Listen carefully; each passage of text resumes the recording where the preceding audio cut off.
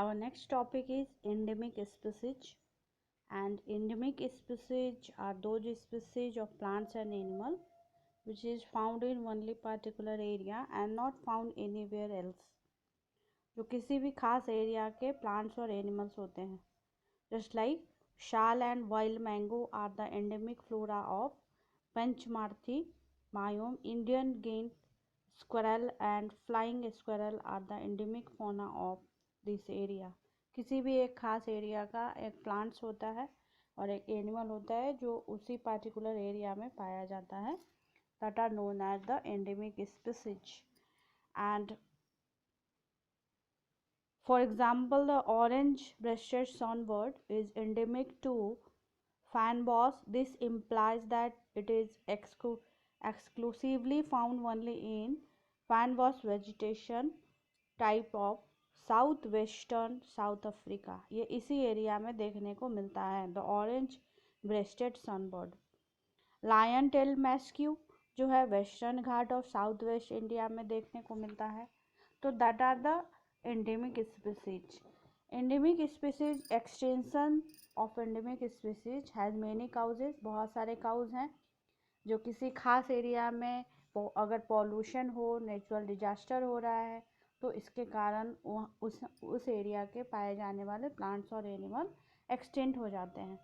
तो first reason is loss of habitat. उनका अगर रहने का फॉरेस्ट और वो अगर ये कर दिया जाए, for it occurs when an environment is altered so much that certain organisms can no longer survive there.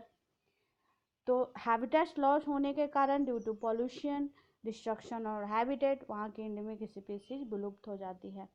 Over exploitation जिसमें living organisms are hunted to such a extent.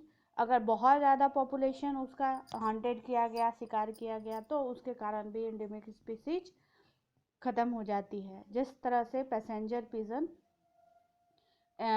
North America में बहुत ज़्यादा पाए जाने वाले थे, लेकिन वो हंटेड फूड के लिए शिकार किया जाने लगे और उनकी जो है वो नाउ अब एक्सटेंट हो चुके हैं. तो ओवर एक्सप्लॉयटेशन अगर हम किसी भी पार्टिकुलर प्लांट्स और एनिमल का करेंगे तो उसके कारण भी एंडेमिक स्पीसीज एक्सटेंट हो जाती है. Now the introduce species. Introduce species अगर कोई नया कोई प्लांट्स या एनिमल्स उस एरिया में आ गया, जिसको कि कोलोनाइजेशन भी कहते हैं, इंट्रोडक्शन ऑफ न्यू स्पीसीज, तो इसके कारण भी वो इम्पैक्ट पड़ता है एंडेमिक स्पीसीज के ऊपर. और this is because the new species में prey on compete for resources.